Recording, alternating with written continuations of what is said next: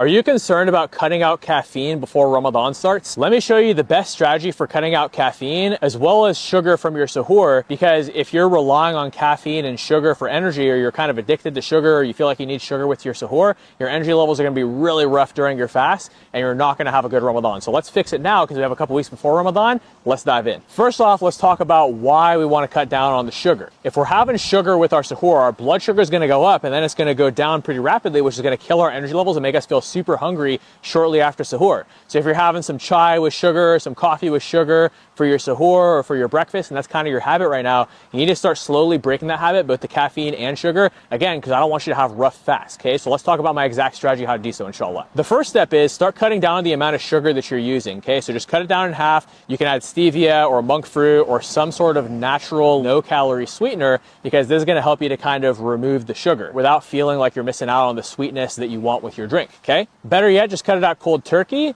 but if that's not possible for you, you can use that baby step method that I just outlined. Now, as far as coffee goes, we definitely want to use the baby step method because I don't want you suffering your performance at work, and I also don't want you getting like those really nasty headaches that you get when you just come off caffeine cold turkey, unless you want to do it that way too. But if you don't want to do it that way, here's a better way to do it. In the first week, aka this week, what I want you to do is take 1 to 2 days off of caffeine. So maybe Saturday, Sunday, whatever days you have off from work, depending on your schedule, take that day off caffeine and just endure it. That way it's not a work day, so you don't have to worry about it killing your focus and performance at work. From there, for the rest of this first week, what I want you to do is don't have any high caffeine days, because maybe some days you have 2 coffees, some day you have 3 or teas or whatever it is. Don't go to 3, just do 2 for the whole week, other than that 1 to 2 days that you're taking off in week 1. Now, week 2 and 3, I want you to take 2 to 3 days off from caffeine. So still the weekends or whatever days you have off from work, and then maybe your lightest day of work or a day where you don't have a workout in the gym, so you don't have to worry about having your performance suffer in the gym as well. Do this for week 2 and maybe week 3 if you need another week to adjust to it. And then week 4, I want you to take 4 to 5 days off caffeine. See if you can do your usual workouts,